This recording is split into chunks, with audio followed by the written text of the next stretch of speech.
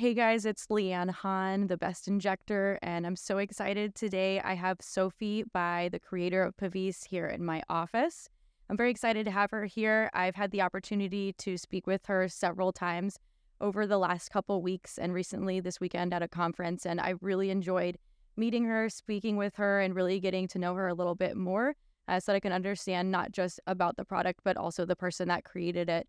And I think she really brings value to the brand. And it's so important for me before I start introducing this product to my patients that I really want everyone to understand more about her and who she is.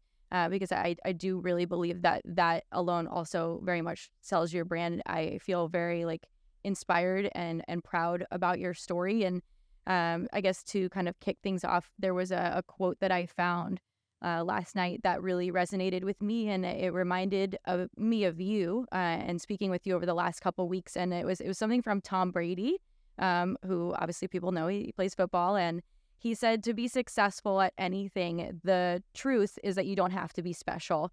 You just have to be what most people aren't, which is consistent, determined, and willing to work for it. No shortcuts, integrity, purpose, determination, and discipline to be a champion in life. And that was something that I felt kind of really reminded me about you and your story. And I really want to share your story with everyone today. So if you don't mind introducing yourself and telling us a little bit more about your background and how we got to where we are today. Yeah, well, thank you for having me. So my name is Sophie Bai. I'm a scientist. I grew up, in a small town in China where the resources and opportunities are limited. Large population, but not really many opportunities out there. So at a young age, I knew I had to compete in math and science to get ahead or to get better opportunities. So I started competing since I was 7 years old. Competed for 7 years, made it to number one in my province out of 200 million people. And that's how I started competing internationally on behalf of China. So had a really abnormal childhood growing up, but really what drove me, I think to your point on the quote, I never felt I was the smartest, period. There's no way I was the smartest out of 200 million people, or let alone 1.5 billion people out of a country. I do think I prepare more, or I work harder, if not as hard as others. So when opportunities come along, I felt like I was probably at times more prepared compared to my peers.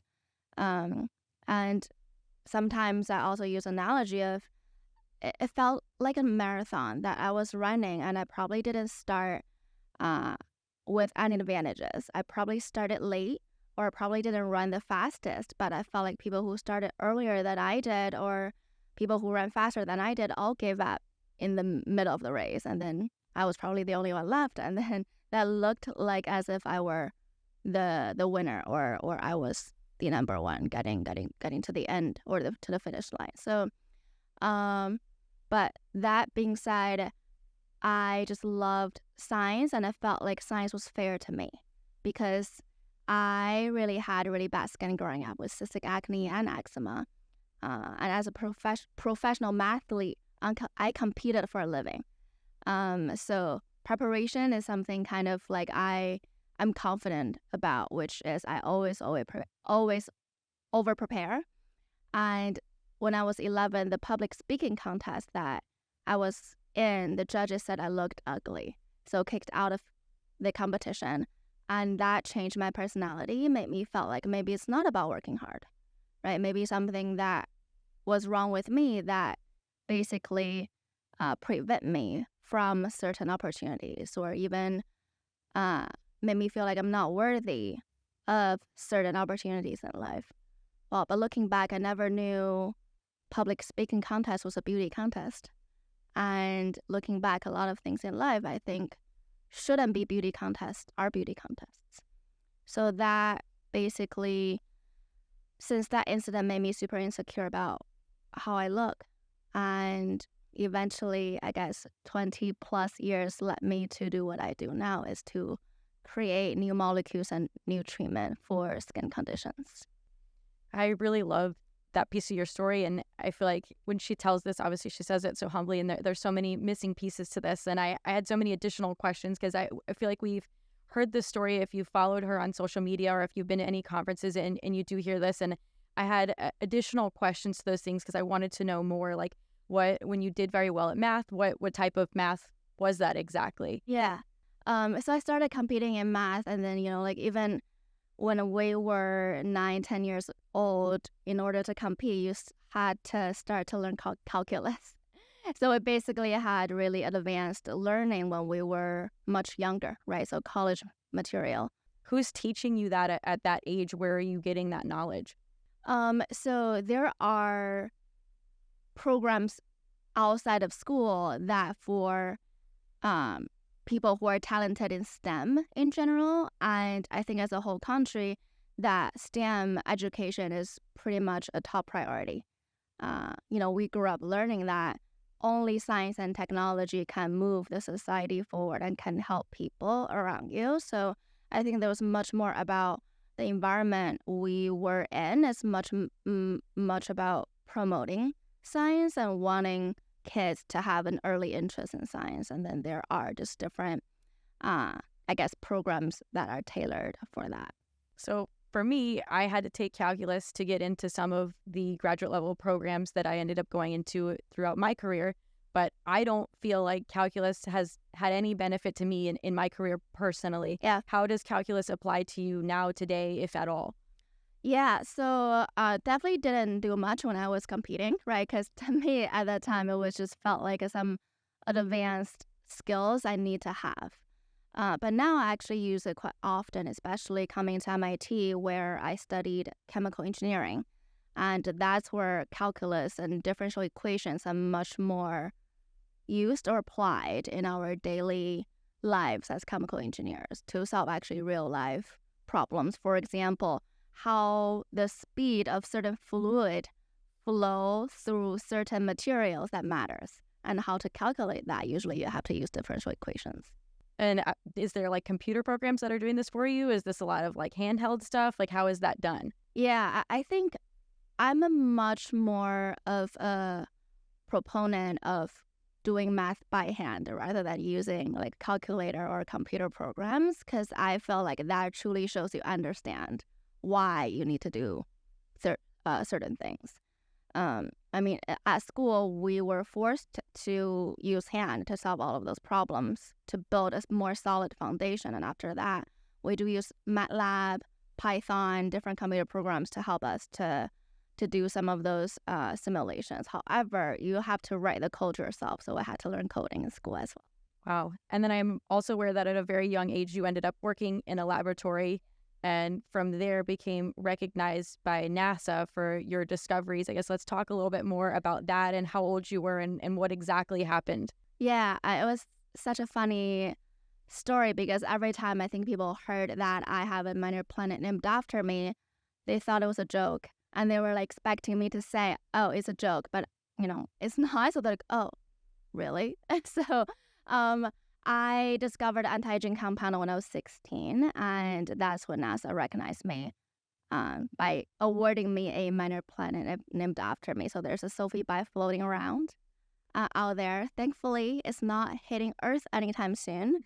Otherwise, I'll become the common enemy of the whole human race. I certainly don't want to be that. But it started from an observation, just looking at, traditional Chinese medicine have thousands of years of history, and nobody really understood the specific Western type of principles in terms of understanding each singular compound, how that works, and how to prove the mechanism of action and prove something works, right? Rather than an herb that's like 1,000 compounds in a mixture. You don't know what's working, what's not. So I started by just looking at different proven Chinese medicine and trying to understand on a molecular level what's working, what's not. So that led me eventually to isolate one single compound that has shown from a genetic level, molecular level, cellular level to be able to extend lifespan. And I think I read that had something to do with like fruit flies.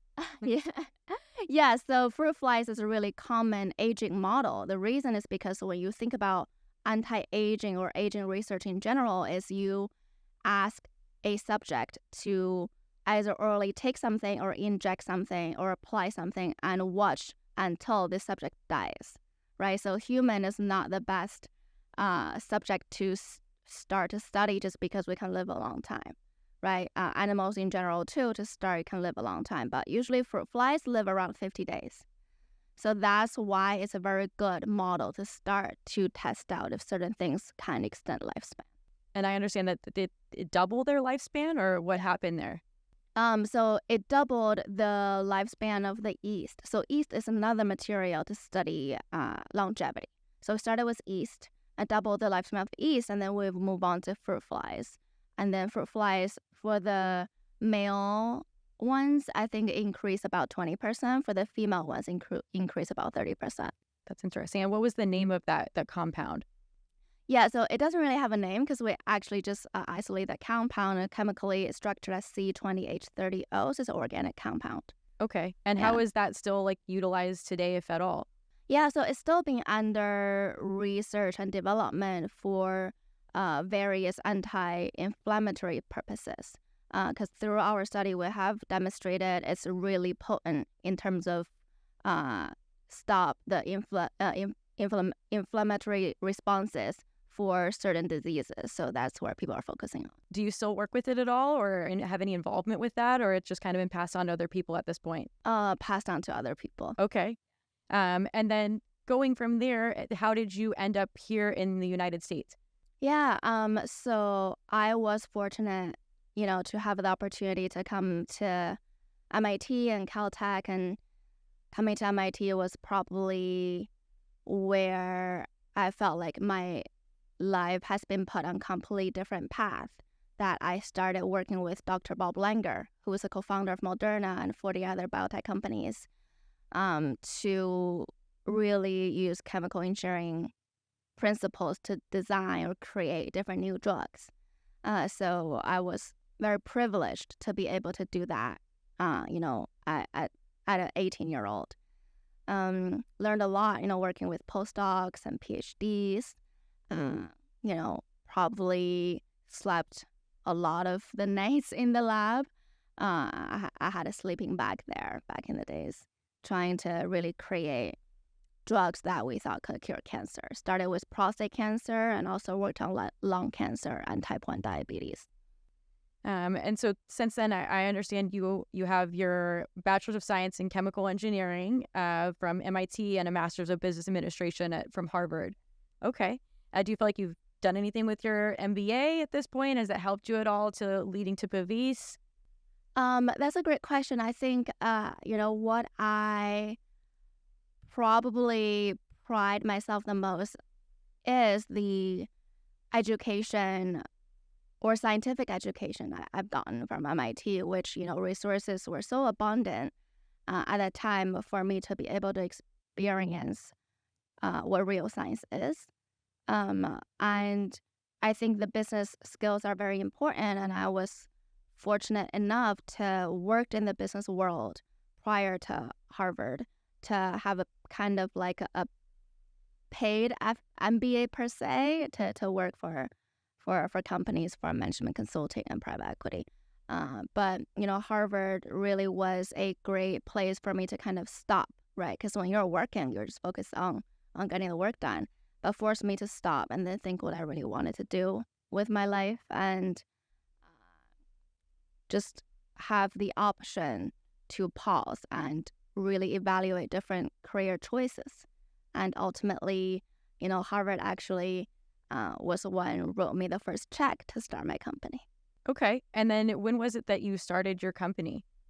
I formally incorporated my company in 2020, so almost 5 years ago. But before that, I'm a pretty risk-averse person.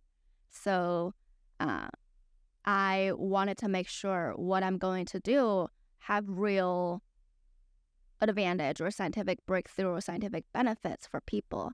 So I actually spent 2019 a lot of my time work in the lab and to create different polymers or compounds. And once I got to the point that I saw the real data to show that it was actually a different technology was a transdermal drug delivery system to basically help deliver molecules into the skin without needles. Once we saw the result, I was like, all right, I have something real, and that can be commercialized. And that's when I incorporated my company in 2020. Was there anything during 2020, given that was kind of like the peak of COVID, that affected your journey? Yeah, totally. Because after I incorporated my company on January 20th, and then COVID hit like a couple weeks after, and everything was shut down. And nobody was working in the lab, but to my advantage because nobody was going to the lab, so lab was the safest place for me to be at. So actually, I was by myself in the lab, and working with cells and working with different compounds. But that actually made me really think about life is short and there's so many unexpected twists and turns. And what I wanted to do needs to be something that I know that I love, or I don't want to have any regrets, 10 years, 20 years down the road. I was in my finance career. I was making good money, but I didn't really feel fulfilled. It was a really great job. I learned a lot, right? Like in private equity. But, it's just like I spent my whole life being trained in science. And I was lucky enough to have the opportunity to get all the resources and professors and teams to do this together. Where, if I think about the number 2 in my province when I was a teenager, he didn't get the chance or the opportunities I got, right? So if he had gotten my opportunities, he might have cured cancer or might have won Nobel Prize. And I just don't want to waste everything I have learned for 2 decades. So that's basically kind of reassured what I want to do is to use science to make something, to create something, like a tangible product that can improve people's lives. And COVID really aided that, or gave me kind of the confirmation of what I truly want to do with my life. Did COVID change your ability to get like any supplies or materials that you needed for what it was that you were trying to work on at that time? Oh yeah, that was a really chaotic time. And in the beginning, every business was shut down. Everything was shut down. And I actually started another business. I started a personal protective equipment company to basically use donated money to donate to hospitals, frontline workers, senior homes, and those really vulnerable kids in Massachusetts. Because I couldn't get reagents, I couldn't get cell lines during that time. I was like, I couldn't really work on my company at that time. But I saw everybody was in dire need of PPE, right? Masks, and face shield and medical gowns. A lot of my friends from MIT are still doctors in MGH, Mass Gen Hospital, or Brigham Women's Hospital. So I see them struggle daily in February. That's when I was like, all right, let me help you guys. And I started doing that just to help my friends who are doctors. And word, travels fast, and everybody that started come to me to get PPE, like from hospitals to government entities. And that's when I and my professor from Harvard started this business together that we raised $4 million overnight. Oh, wow. Yeah, from people in Massachusetts. And we quickly turned them into those medical equipment and donated to 27 hospitals, including the state government, during the peak of COVID. And then kind of once that phased out and COVID is now somewhat of a thing of the past, which is hard to believe because I remember it like it was yesterday. Yeah. When were you able to get back in the lab, and what was the first things that you began working on? Yeah, so that was an accelerated, I would say, entrepreneurship experience, right? Everything was so urgent, right? We remember we were bidding on supplies internationally against like Philippines, against Germany, and trying to get the supplies to the States as soon as possible. Didn't really sleep for probably 5-6 months doing that. And after that, got it under control, or things got stabilized a little bit. We also passed down our knowledge, our tools to different procurement department of different hospitals and the government. And going back to the lab, I think the first thing we saw was when, the FDA issued a new guidance on UV filters, especially chemical UV filters not being safe. Because of the studies they conducted to have concerns about the systematic accumulation of chemical UV filters. We all know in academia that those UV filters are extremely small in size, so do permeate into the skin. So that's not news for us, but that certainly became news for consumers and the general public. So that's when we started to look into things that, could give you the best of both worlds, which is the safety of a mineral UV filter per the US FDA, as well as the cosmetic elegance. And plus, I think here we still are in an era thinking less about protection or prevention, more about treatment, right? How do we get the kind of treatment benefit of a compound that people are in much of a need, right? Like they think about erasing their dark spot, they think about reverse their wrinkles, they think about, turn back the clock and looking 10, 20 years younger. So that's when we started to start with something that we can really improve on the UV filter world by extent, by really thinking about, can we make it not just on the protection side of the world, but also give you the regenerative and reparative benefits that people really need, especially, after decades of sun exposure. So I'm aware of the FDA study that happened in 2019 where they're talking about what you're mentioning here. But like if I was explaining that to just the lay person, what exactly did they find out and what do we know about that? Okay, so I think what FDA stands on this is that when they used chemical sunscreens on human subjects, that they detect those sunscreen filters, chemical UV filters in blood, urine, and breast milk at a concentration higher than FDA wanted and sustained that level for a long period of time. So FDA has concerns and requested additional safety data provided by the suppliers. And that was basically where FDA stands. And the mineral UV filters, on the other hand, doesn't have those concerns. They weren't detected in the blood, urine, breast milk. For anybody, especially in Florida, where the sun is so strong, I think the best advice is always about practice safe sun, right? So sunscreen is definitely one form of it, but protective clothing, seeking shades, sunglasses, all of those really contribute to living a lifestyle that can really benefit you or prevent you from the future sun damages. In the more serious form could be skin cancer down the road. And so with sunscreens, obviously there's chemical and there's mineral, like you mentioned. And if I was in a store, if I go to Walgreens or any of these stores and I'm just looking for a sunscreen, how does the regular person know if they're getting a chemical or a mineral sunscreen? Yeah, so sunscreen is regulated as a drug in this country. So they have to have a drug fact panel. So you can turn the bottle or turn the packaging, and then on the back you will see, what are the UV filters that will be listed, right? So mineral UV filters are zinc oxide and titanium dioxide, and everything else is a chemical UV filter.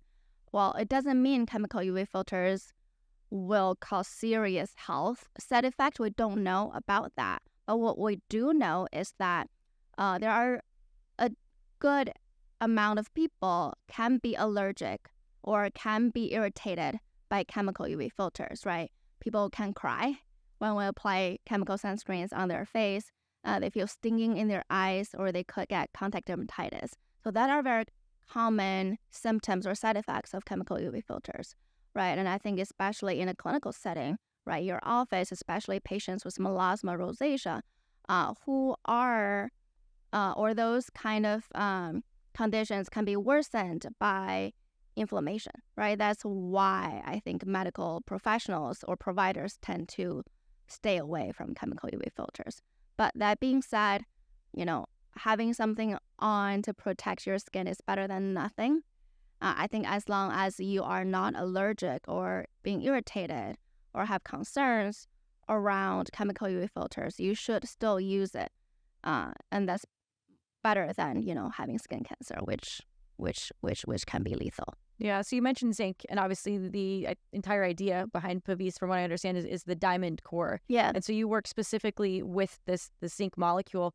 How did we decide that diamond was the way to go? Is this real diamonds? What exactly is going on with that? Yeah, so that's a great question. So I was just looking into, the idea behind bouncing light off. That's what sunscreens are, right? So what bounces light off? Usually the chemical nature is you have to have a high refractive index, so you can basically scatter light to change the direction of the path of the light.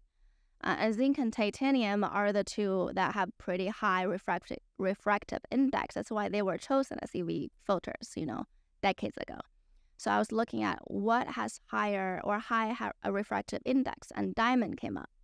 But diamond is very not practical to be put into any sort of topical product, right? They're abrasive, you can feel sandy, and they're extremely expensive. So what we did was we actually used diamond, lab-created diamond at a certain size or diameter to really complement zinc, to have zinc grow on top of it to create this super zinc. And this core shell structure really helps to scavenge 80% of reactive oxygen species, and that's never been done before. So what that does, that's actually giving you all of the reparative, regenerative benefits that no other UV filters on the market does. So again, I guess kind of speaking more to, let's say, any of my patients that would be watching this, what is reactive oxygen species? How is that affecting us, and why do I care about it? Yeah, reactive oxygen species basically is a culprit of aging, right? So if you think of skin aging, our skin is the only organ that ages the fastest. The reason is because it's exposed, right? It's completely exposed. So extrinsic aging can contribute up to 90 to 97%, because genetic is only 3% of your aging, right? So don't blame your genetics if you think you look older or you think you could look younger. So that's where we wanted to make sure what causes those extrinsic aging, and that's UV, especially UVA radiation, which has almost nothing to do with SPF, because SPF is mainly UVB rays, slightly UVA, but UVB like UVA rays, and in combination with reactive oxygen species. So ROIs are generated by UVA, by UV hitting your skin, by UV hitting UV filters, aka other sunscreens, and by smoking, by pollution, and by stress. So all of those different environmental triggers can create ROS that in turn will age you. So when we think of, chemical engineers, we always look for the cause of the problem, right? So people don't want to age, or at least from a skin perspective, they don't want their skin to age. What causes skin aging? UVA radiation plus ROS. Okay, so let's create a molecule that tackles UVA and ROS. And you've accomplished that. The marketing for Pavise is really awesome. You must work with a really good company that does the branding and everything. Some of the taglines that you guys use is revolutionary skin regeneration, skin aging is finally optional. And so I just want to make it super clear to everyone that this is more than just a sunscreen. And I think that that's something that you also have really been wanting to let everybody know about and educate them on, is although that this does have SPF 30 and it does have things that are something we would look for in a mineral sunscreen, it also has a lot of other advantages. And I just wanted to make sure that we address that and talk about that, because this really is an all-in-one product. Yeah. Tell me more about what it is that you decided to put in here and the other benefits to this other than having the SPF in there. Yeah, so definitely this is not to be put in a sunscreen category, because if you were ask me, right, 148 for a sunscreen is crazy. Yes, it's absurd. So I'm not a crazy person. So that's why it's not just a sunscreen. And how we think about this really is about what causes aging, sun. But on top of that, not only people wanting prevention, but also want to reversal, right? So this product does both. So you need the protective and regenerative benefit together to give you the results you want. And nothing works without proper sun protection, right? So during the day, sun protection is a must. regardless of your laser treatment or your peels or everything you do, without sun protection, you're just wasting your money. So that's why we decided a sunscreen function has to be a non-negotiable as one of the product features.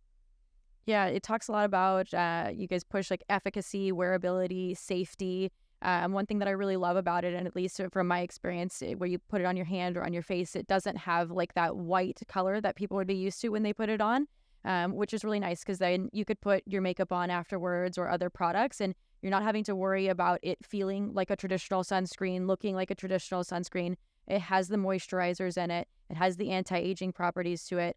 And I really love that. And I mean, again, marketing wise, it's really awesome because if I was to purchase this for my husband or my brother or something like that, I feel like this is a very gender neutral branding, which you guys have done a really awesome job with. And particularly these little packets here that look like almost like a condom. Yeah.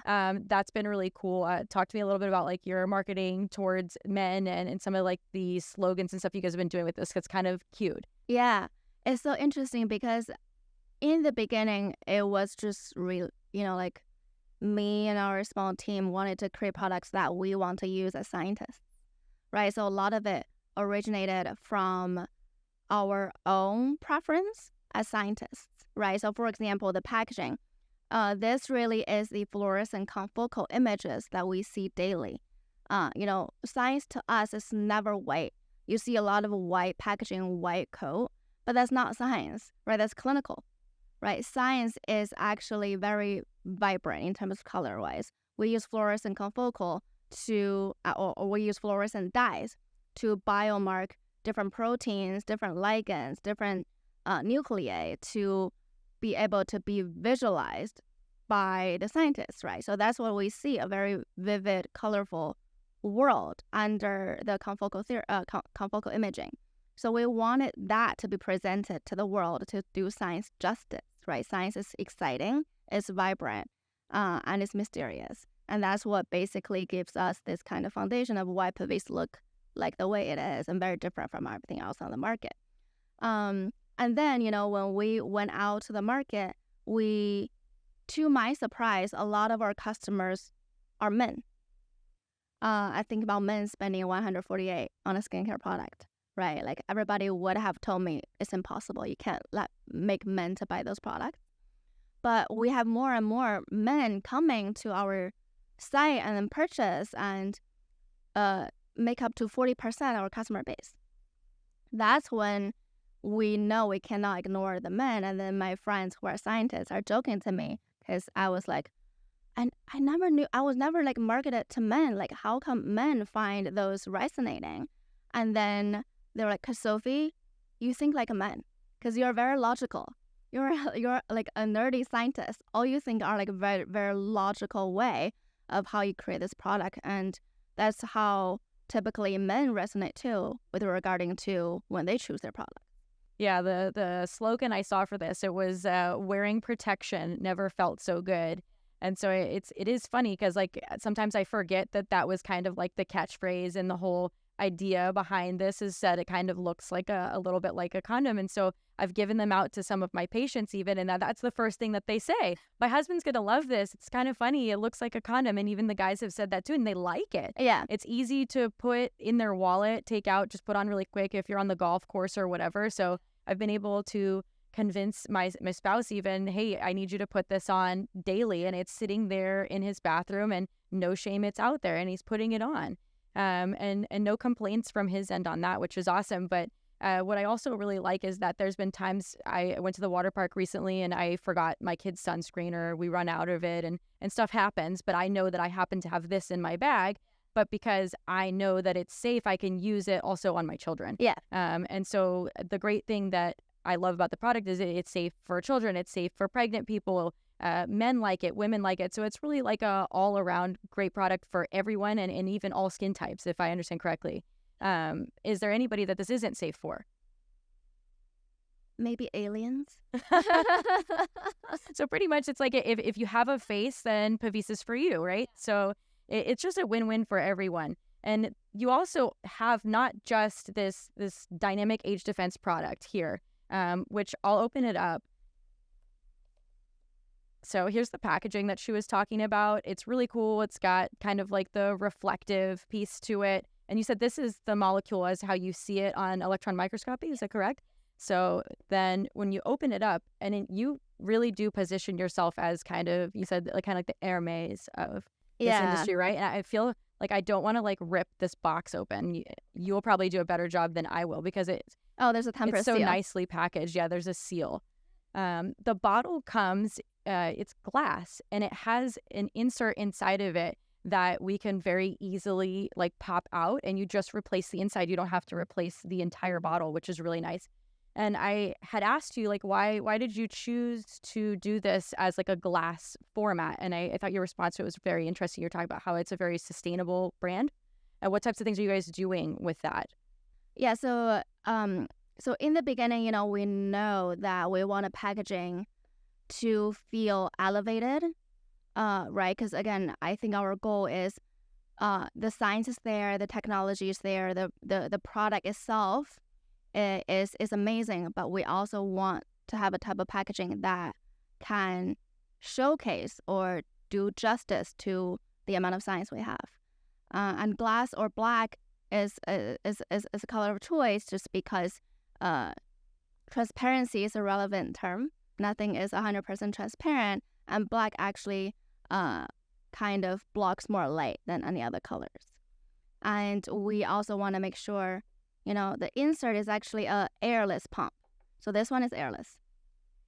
So that actually helps to protect the potency of the product from, oxygen. And then with glass, it can be more easily recycled, and also give you the elevated look. But we know that every time there is a glass bottle, it might feel heavy, it might feel unnecessary. That's why we want to make sure there's a refill. And even with this refill component, it's post-recycled plastic. So we've thought about everything we could in terms of how do we design the packaging, or how do we have a packaging that can be sustainable, make people feel good using it, and also looks great and give you the sense of kind of like a daily luxury and daily elevated experience. Is everything manufactured here in the U.S.? Yeah. That's awesome. So yeah, I love that this has the refillable piece to it. I had said before when I was talking to you, it made me feel like it was like the Voss of skincare, right? Where you feel like you're getting this like fancy water, but now you have a fancy skincare, and it's really doing an all-in-one thing. So now I don't need to have a whole thing of 10 different products out on my shelf. But it also sounds like if I wanted to, this can be combined with some of my other skincare products. Is that correct? Yeah, definitely. So we really want to make sure that this product doesn't discriminate, right? So I myself is an eczema patient. I have cystic acne. So I need to make sure that every single SKU we launch that I myself can use, eczema patient can use, acne patient can use, right? So in terms of compatibility, we want to make sure that it doesn't pill with makeup, right? Because that's the concern of a lot of skincare or sun care products can pill under makeup. And also, it doesn't react with your prescription topicals, because I'm on prescription topicals for my eczema and acne. That's certain skincare can really turn dark brown when interacting with some of my topical prescription meds. So we want to make sure that there's no compatibility issues with some common prescription topical drugs that people do use when they have serious skin conditions.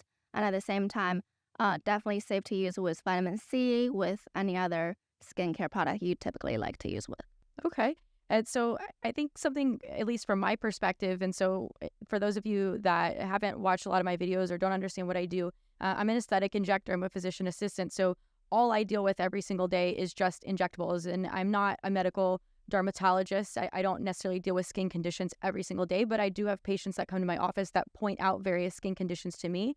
And it's kind of like, what can I do as an aesthetic injector for those types of patients? And I think it's for us learning more about the medical skincare piece to that, recognizing those types of conditions and how these various types of products can help people with those complaints. And some top complaints that my patients have for sure are melasma and redness and rosacea. And there are things that you have put into this product that specifically target and help those conditions. Is that correct? What is that that's in there? Yeah, so melasma, so I myself is very pigment prone. So I have a lot of dark spots, sunspots on my face. So what we put in terms of pigment correctors are niacinamide, tranexamic acid, licorice root. Those three are very potent pigment correctors. And we know pigment is created or is caused by UVA radiation.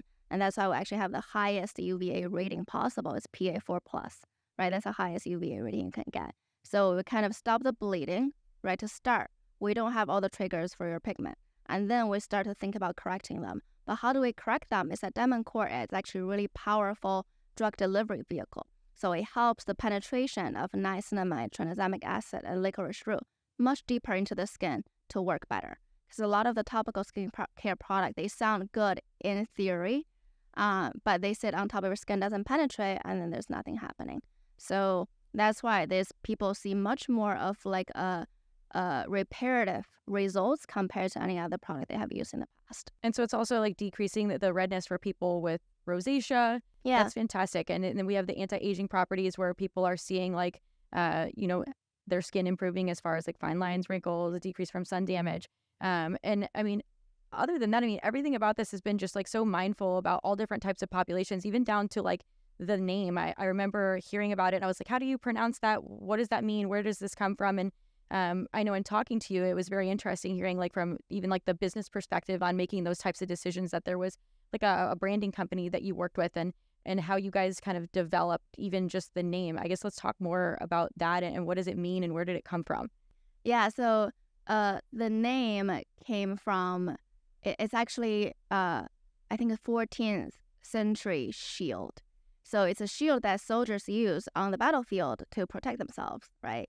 So we just think it's very fitting in terms of what we wanted to do is we basically put a shield on your skin, not just from sun damage, UV exposure, but all the environmental extrinsic triggers that will age you or cause you skin cancer.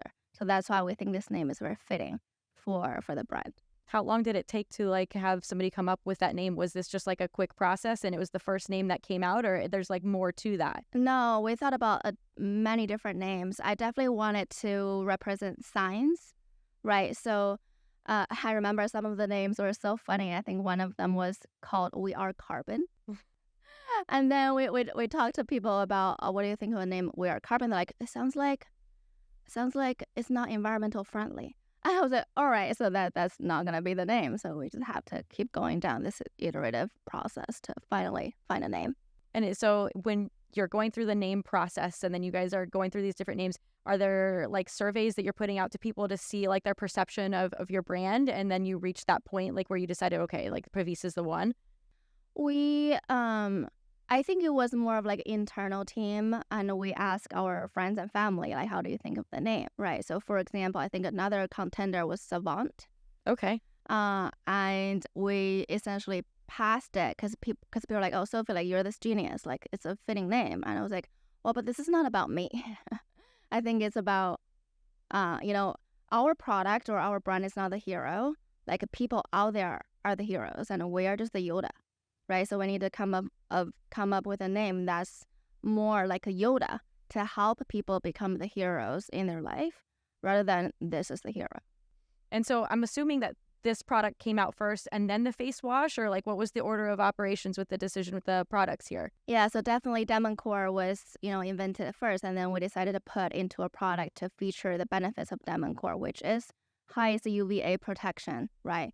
5 times better than the other UV filters, and as well as stimulating the dermal fibroblasts to help, collagen production, as well as transdermal drug delivery to deliver other paired ingredients deeper into the skin to work.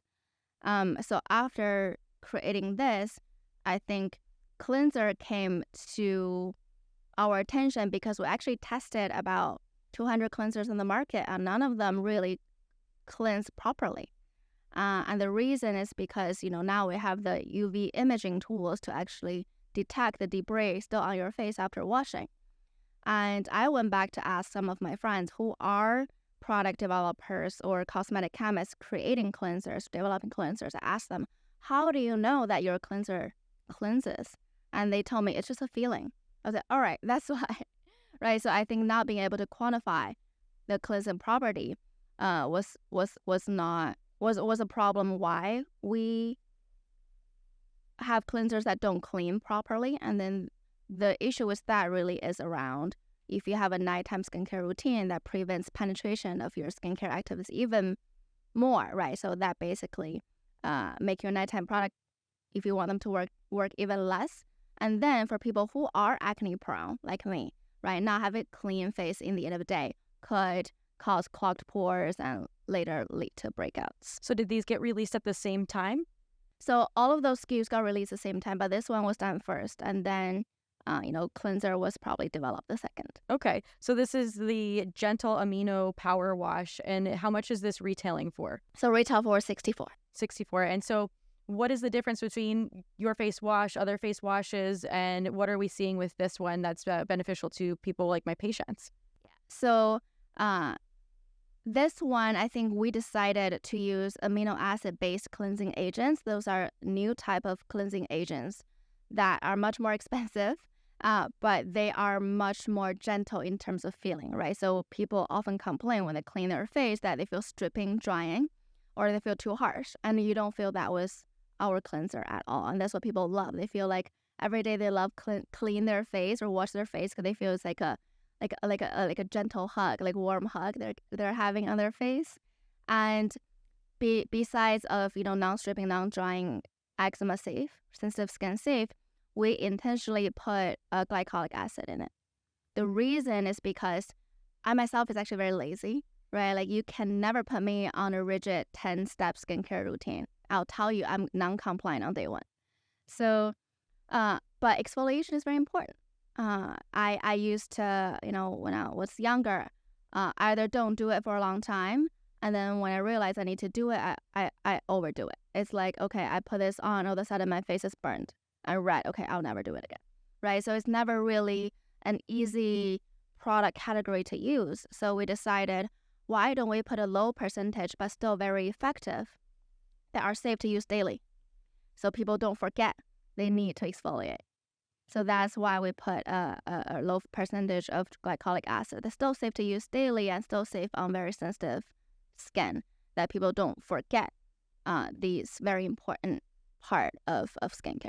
And so neither of these products have any like perfume, scents, dyes, anything like that, correct? Yes. So I'm as eczema, right? So I think the product choices I can have are very limited. And I just wanted to make sure every product we put out there can cater to sensitive skin and eczema-prone skin. So that's where we follow the National Eczema Association in terms of ingredient list guidelines that they recommend or they put out there for people or physicians to comply, which, there's a list of ingredients that they say we need to avoid. And we definitely don't have those ingredients that includes perfume. Yeah, and this is like a very generous size. Yeah. I don't know if you remember offhand what it is. 148 ml. Yeah. And this is also a glass bottle, right? Yeah. What is the story? I didn't know. Now I'm intrigued. This is like such a story of You're so much better and more demure at opening these than I am, since that's like the cool thing on Instagram right now. We're just going to use that word today all day long. You asked for my hidden talent. Some people said I could be a hand model. So she's going to be our hand model for today. Yeah. She's very demure. That's a new word I learned recently. Demure. I learned it this week. Yeah, so this is the Gentle Amino Power Wash. It's black glass, and it's 148 ml. There's a very specific reason for 148, because this bottle alone is 150.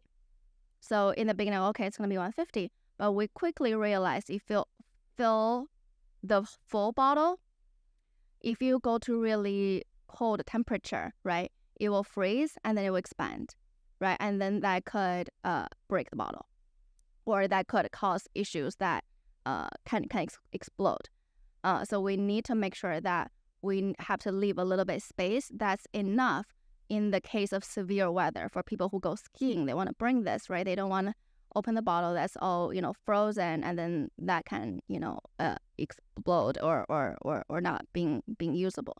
So that's finally, after done a lot of testing, we decided 148 is the highest we can go. That can be safe under various different temperature and also pressure. You guys heard it here, the exclusive story of the Gentle Amino Power Wash. It's the first time I talk about it. I love it. And then even outside of this, you now also have like a lip product that goes along with this. And you're saying that was also kind of all came out at the same time. Yes. Lip is because I have a condition called venous leg. So venous leg is a very common condition that is typically attributed to sun exposure, especially UVA exposure. That's a blue-purple raised bump on your either upper or lower lip that is benign, so it's not, like a serious skin cancer tumor-like, but very cosmetically unpleasant and people want to get rid of. And typically those happen with people that are slightly older, right, in their 40s, 50s. But the fact that I got it when I was 26, right, that just shows how much sun damage I've encountered in my life. And I think people are getting those type of skin conditions more and more often and at a younger age. So that's where we decided to create a lip product that can really be beneficial, for venous leg, skin cancer, also very common around the lips, and give people the type of medical benefits that they need. And so this also has the same type of technology in the lip product, right? The diamond core technology is in it. And so this is like the original 3 colors right here. How did you decide on these 3 colors? Who are they good for as far as like, is there certain skin types that some look better on, or kind of what's your take on the choice of these 3 colors? Yeah, so those colors, we also give our team, so my team hate me because I always give them impossible tasks to do. We want to create color without color. So because of the, I myself have eczema and some of our team members have perioral dermatitis, right? So usually rashes around their lips, we are very mindful about if we want to create color, we cannot be put in the color cosmetic category when people can have allergic reactions or unwanted side effects. So we want to remove all of the synthetic colors and dyes that are must in terms of creating a color cosmetic. So the colors are solely generated by iron oxides, and the reason we put iron oxides there are for longer wavelength visible light protection. So that is a skincare benefit. That is why we incorporate in that ingredient. But the color is created by that. So 3 different hues, right? So this one usually is good for your Fitzpatrick skin 1 to 3, and this one is great for, 2 to 4, 2 to 5, and this one is great for 4 to 6. Okay. And what actually was really interesting to me when I first started learning about the lip products is, again, as somebody that works in aesthetic injectables, the benefits to me and my business, and not just my patients, but also that I could use this literally right after injecting my patients, that it would be safe to put on them, and in fact helpful in helping my patients avoid migration. Yeah. So how does that work exactly? Yeah, so that's a great question, right? So there are 2 usually reasons why fillers migraine. Number 1 is a back injection, right? That typically nothing really topical can solve, but that typically is not the case, especially people go to you, that's never going to be the case. But oftentimes UV actually degrades fillers, and that's very well studied, and a lot of papers or like research have done on that. So UV rays over time will degrade fillers. And UV rays is also known to degrade collagen. So when you inject HA fillers into your lip, right? So that's being surrounded by your own body's HA and collagen. But think about building a house, and when the foundation is broken, it's collapsing, right? Everything on top collapses. So they have nowhere to latch onto. So that's where filler migration can happen. So really protecting the foundation is extremely important to prevent lip filler migration. Yeah, I don't think previously, like when I've ever applied anything to my lips, that I've ever actually thought about like anti-aging for my lips at all. When I think about anti-aging, I never really think about my lips. I think about Botox and skincare, but for my face. And for some reason, lips just seem to escape me. And then when I realized that this is something your product does, I said, that just makes sense. How am I forgetting my lips? And I imagine, because also you have this camera, had I been using this camera and applying different sunscreens or whatever to see where I have UV protection, you would see on that camera, like, you're totally skipping and missing your lips. Yeah. And so how can we just completely miss that as, people who are supposed to be wearing sunscreen every single day? It's so important. And I absolutely love how this feels. It's a lip oil. So obviously that makes it a little bit different than like a gloss or a stick. Is there plans to like expand this at any time? I'm assuming like these three won't always be the ones, right? Yeah, I mean, we're always innovating. So how we think about is you probably will not see the same product a couple years from now on. Our goal really is science is evolving and we want to evolve with science. So, our goal is not to, let's say, launch a gazillion SKUs. We don't do that. We only launch product when we believe nobody else has it and it's much needed, right? So that's why you don't see us having a vitamin C serum, and you will not see us having a vitamin C serum unless we can have a technology can be proven to be at least 5 times better. So that's just our philosophy. We don't compete with others in a lane that we don't believe we can be better. So with that said, we will have product upgrades, and well, that's kind of like a spoiler alert. But that's where we can you will see us focusing our time on is how do we bring the best science that we know are available, because that's our advantage is we're in the lab constantly. We're working with cancer drug developers. We're working with people who are creating artificial organs. So we are in the world of the most advanced science out there, and how do we translate that into the products we give to people? Yeah, it reminds me of a conversation that I had with you recently, and I said, how do you know, like, when you're there, how do you know, like, that molecule is it? And you said to me, like, it can always be better, and that you can always keep changing it and making it better, which was kind of like a aha moment for me. Like, it doesn't have to be the end. Yeah, exactly. So that's why we don't use the word best, because there's no such thing as best in our world as scientific discovery. There can always be things that are much better. So it's a matter of time and patience and your willingness to believe you can create something better, and eventually, if luck is also on your side, you're able to get there. Yeah. And so from what I understand is coming soon, is it October? There is the next kind of line for Pavise. I believe it is called the Bioactive Stress Repair. Yeah. And it's October this year that it's coming out. What is different about that product than what we currently have with Dynamic Age Defense, and how are we adding that into this regimen?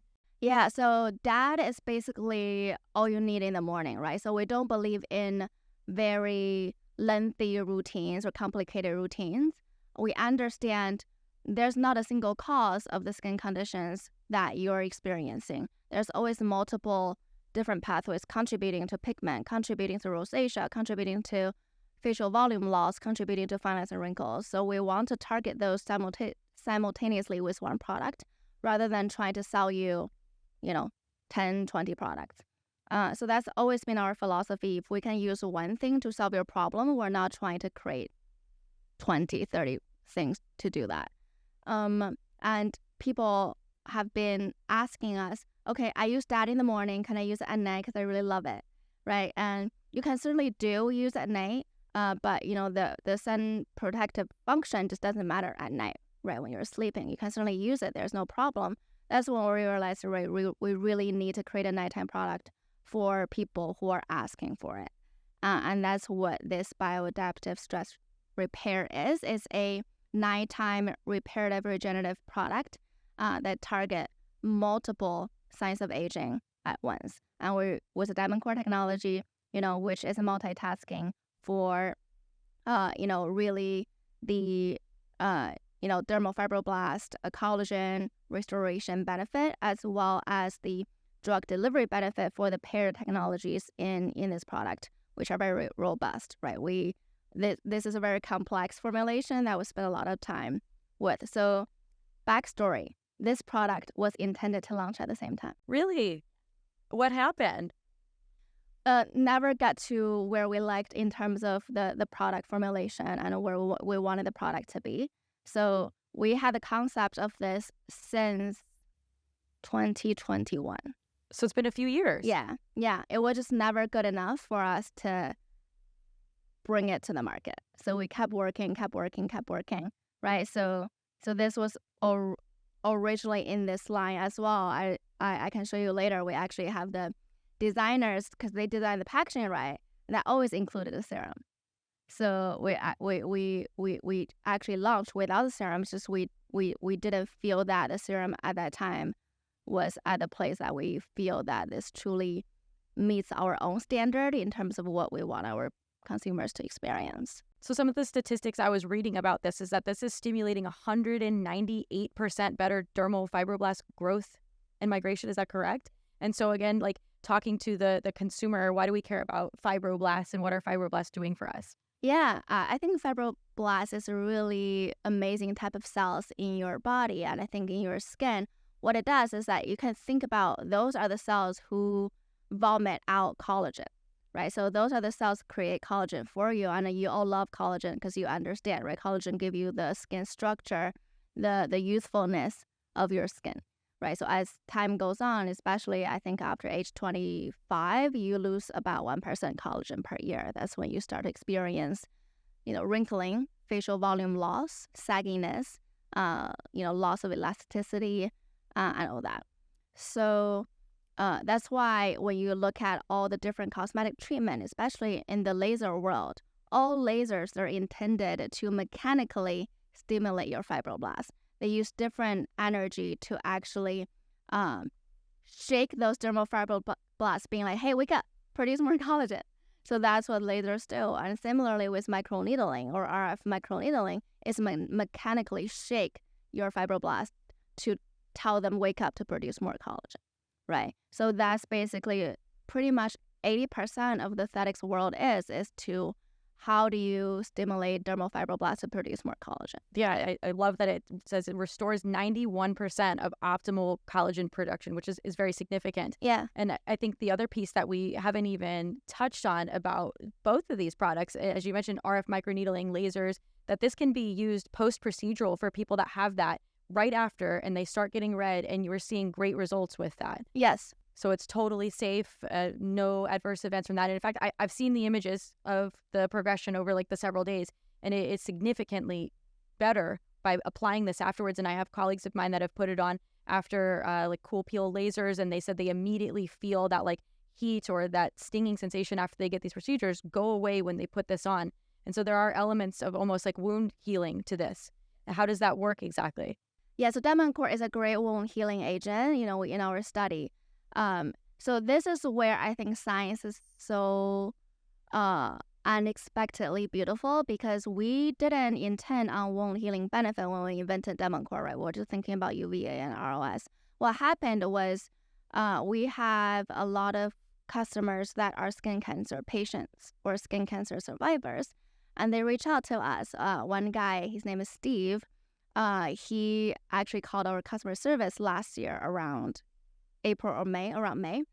And he said, I need to talk to the scientists who create this. And in the beginning, we thought, oh, is this a side effect? Like, what's happening? And he sounds so serious. I got on the call and he said, oh, I had a burn from fluorosol, which is a topical chemo cream, right? So that's extremely potent, but at the same time can be very harsh. So that left that's being put on after melanoma removal on his face.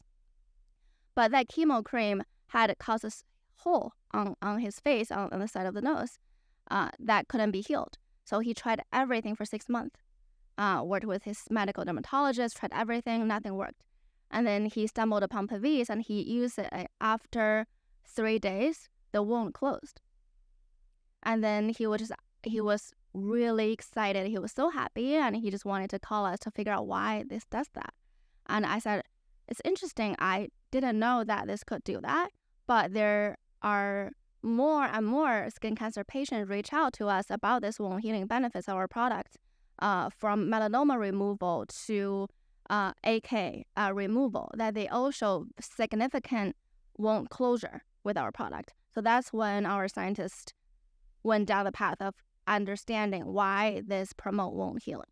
That's very interesting. So, I mean, maybe you don't even know the answer to this yet, but now that we're starting to learn that it does have those properties, do we see this, like right now, I feel like it's pretty well positioned in aesthetics or dermatology just regularly, but would there be like a pathway for this to go to like wound clinics?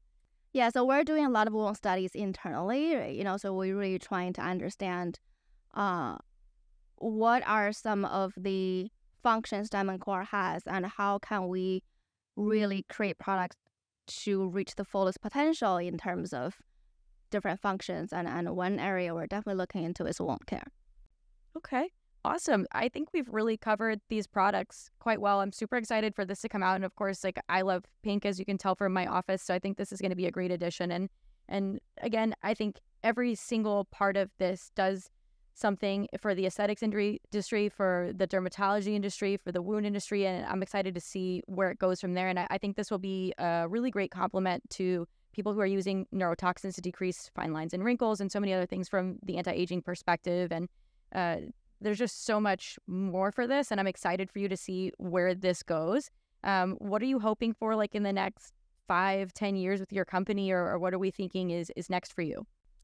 I think, like for us, Biosciences, which is the holding company of Pavise, we started just as a biotech R&D trying to create efficacious molecules treatment for various skin conditions, right? So Pavise is just our start to utilize Diamond Core that we invented at MIT to give people the benefit in terms of skin aging and prevention of skin cancer, various skin conditions.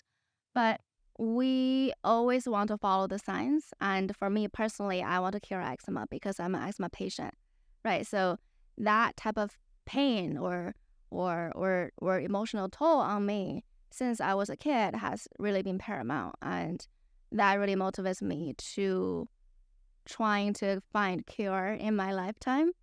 But on top of that, we really are working on hair-related products as well, technologies, anything skin, or anything that has traditionally been viewed as superficial, that we don't believe that, because we believe skincare is healthcare. I myself personally experienced the amount of emotional, psychological pain that has given me, and I just wanted to have really serious science in the field that often can be looked down upon as pseudoscience or as smoke and mirrors. So that's where we want it to be, and we want to work with the people in the industry who are the providers for patients to together change their skin for the better, so they have one less thing to worry about when they go out there to conquer the world. That's awesome. And so as of right now, obviously patients can purchase this from me at my office, and I know that there's other providers that you list on your website. If somebody was interested, they could search for them by the zip code and see who offers this near them. Yeah. And it's also available, as Eckhart, on your website as well, like pavise.com. Is there any intention for this to be for sale anywhere else outside of medical offices? No. At this time. Yeah. We want to make sure that our goal is to support the people who are the first line of treating people's skin conditions, right? So that's our goal. And we want to be, as helpful as we can. And by doing that, we believe that that's the best way to, showcase the science and the technology and the clinical benefits we can get. So we don't want to deviate from that. Yeah. And I think, at least for me as a provider, like there's other brands that patients are able to get off Amazon. And then sometimes there's a bit of a question of like, is this legitimate? Because there's such a big counterfeit market out there. So I think you avoid a lot of like the counterfeit issues when you're purchasing directly from the consumer, is getting it from your website or from our offices. They know that they're getting something that is legitimate. Yeah, we want to make sure, we work with people that we trust, and we work with people that can deliver the promise our products, right? So we just don't believe some of those mass channels can be the right channel for us when the science is very complex and when the medical benefits are very significant.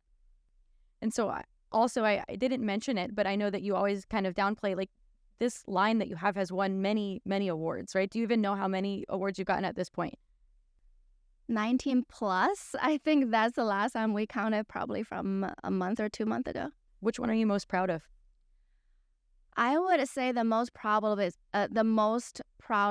probably the Fast Company, world's most innovative company this year. So we're alongside NVIDIA, OpenAI, Novo Nordisk, right, the creator of Ozempic. So we are among those really industry giants, right? And just me created this company only 5 years ago and being listed among them, I think really, give me a lot of confidence and shows me what we can do together just as disruptors. And also just very happy that people see that we're different and we're here to really change the industry. So that one I think is probably I'm most proud of this year. But also I think the AMCAST Innovation Award, that is, the largest aesthetics conference in the world, and the judges, the most famous or the most accomplished plastic surgeons, derms, and industry pioneers, that they chose me, right? Somebody who is just a new kid on the block who didn't know anyone walking into the competition, and being able to be recognized just on the pure merit of science and how much we have done. I think that also speaks to volume, not just how valid our science is, but also the industry as a whole is very welcoming, and they need something new. They want something new. They want something that works. How old are you now? I am 33 and I'm turning 34 in December. So at 33, you've accomplished quite a lot. And so at this point, with all these awards and recognition, you're kind of blowing up all over social media. Do people come up to you? They want to take photos? Like, are you feeling like kind of famous a little bit, or what is that like for you? Definitely don't feel famous. I love, like people coming to me, recognizing me and wanting to take photos. Usually they come to me, tell me they either use Pavise that helps their own skin conditions or help their family members' skin conditions. So that makes me very happy, right? I myself is not in the game to chase fame, because otherwise this would be named Sophie Bai rather than Pavise. But more importantly, I think from everything I have done to this point, you probably have an idea. It's like I just feel like helping people is probably the greatest accomplishment everybody can have, and probably the greatest power anybody can have. And that's what motivates me to do things. And seeing that my products or my technologies can help people, that gave me the greatest satisfaction that no amount of, social media clout can give. And so obviously I'm absolutely in love with your story, your journey, how we got to where we are now, and particularly at such a young age. And there was a quote that you had said in a video that I saw of you online, and you said, success is not normal, failure is constant. And so if you're reflecting on your journey now to where you got today, what advice do you have for people who are looking at you as an inspiration? I would say, I think as a society, we really should normalize failure, right? Like I fail every day. Like in lab, experiments don't work, and we should be able to say it's okay we fail, right? Because I think the society or media really portray failure is embarrassing and really portray failure as scary, and that really make people not even want to try, right? And so you see the glorified heroes in media, so-and-so made it at such a young age, right? But that's just outliers, right? Like majority of the world or majority of the people don't have that. And also a lot of it can be attributed to luck, right? So it's less about your self ability, but more about sometimes it's luck, and sometimes success cannot be explained. But what we really can do is to make sure failing is okay. And I think as a society, we should be more kind towards people who fail. And that's the only way we can learn. I can tell you that by not only starting my business or even in science, I don't learn if I succeed. I don't know what happened. But I know is that if I do it again, probably doesn't work again, right? So I only learn if I failed, because that's when I know, let me try something different this time. I may fail again. Let me try something different again. I may fail again, but ultimately, the collection of failure is the kind of trial and error path you have to go if you want to succeed. Without failing, you cannot succeed. If you do without failing, that means you have a lot of luck. So you should go buy lottery instead. So I want to have a little bit of fun and kind of ask you some fun questions and some curveballs and just kind of see what types of responses we get with it. And so some questions that I have was, what are your greatest weaknesses? I think, My greatest weaknesses, there are two. I think one is my room can be very messy. But I know where things are. Like, they're clean, but I may just put things everywhere. But I can always find them in unexpected places. So that's one. Another one is probably I trust too easily.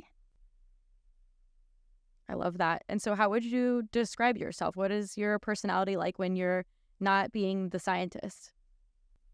I think I'm pretty goofy. Like, I don't tend to be funny, but people find me funny. So, yeah. Yeah, people say like, oh, like, if you're out of a job, you may be a part-time comedian. I'm like, okay, I'll take note. So what are your hidden talents? I love cooking, but I think it's not very hidden because I love food and I love cooking, and I find it similar to chemistry. And I love singing. Really? Yeah. Do you do like karaoke or it's Yes, just like singing by yourself? I love karaoke. I also love singing by myself in the lab. Like, because, sometimes during experiment, when you incubate the cells, that can be hours, you have nothing to do. You just stand there. And I would just use a pipette, right? It's like a kind of like a gun to transport different liquid reagents. And I use that as a pretend that it's a mic. And then I would just like start singing in the lab so loudly. Yeah, that So kind of. if we're taking you to a bar and we're doing karaoke, what is like your go-to song, like that you're gonna know and it's not a problem? Oh, there's quite a few. So I love Reflection from the Mulan movie, the Disney movie. Like the Christina Aguilera version? Okay. Yes, I love that one. And I love Adele. And I also sing Lady Gaga at times. Okay. Yeah. Very different. Yeah, very different. And so you mentioned you like cooking. What are like your favorite foods? If you're going out to a restaurant or something, what's like the best place that someone could take you? Oh, my guilty pleasure is fries. French fries. I love fries. Do you have like a preference between like a straight French fry, a crinkly fry, like one with the little orange speckles? Is there like a specific type of fry? What is the third thing that sounds so It's advanced? got like, oh my gosh, what is it called? It's like a special type of salt. I feel like they had it in cafeterias growing up. Like it might be an American school thing, but it's like these crinkly fries and it has this like orange salt on it. And it's Orange really salt? good. I think Oh. like either maybe Zaxby's. There's like a fast food chain around But here does that it has taste orangey or it doesn't? It's just No, the orange it's good. color. It's got like a little bit of spice to it. Oh. But it's not too much because I don't like things that are hot. But like, do you have like is it like a fast food French fry that you like? Oh, I love fries from McDonald's. Okay, but I think number one fry in the world is McDonald's, ironically. Have you had McDonald's in other countries? Yes. I've had it in Japan. I've had it in China. Okay. I think they do taste different. I've purposely tried to go to McDonald's like everywhere that I travel just to see if it's different. It's really funny like how the menus change like depending on where you go, but I think like probably the way that they cook it and the salt kind of changes the French fries. But I'm a French fry person myself too, and my number one French fry is also McDonald's. Do you like desserts at all, or you're like not a sweets person? I love dessert, but I love Asian dessert because grew up we never had dessert that are too sweet. Oftentimes I find American desserts too sweet to my taste. So I love Korean dessert, Japanese dessert, and Chinese dessert that tend to be less sweet. So if you have to go to dinner now and you could pick 3 people, anyone in history, current, anyone's coming to dinner with you, who's coming to dinner if you could have any 3 people come to dinner with you? Do they have to know each other? No, they don't. Okay.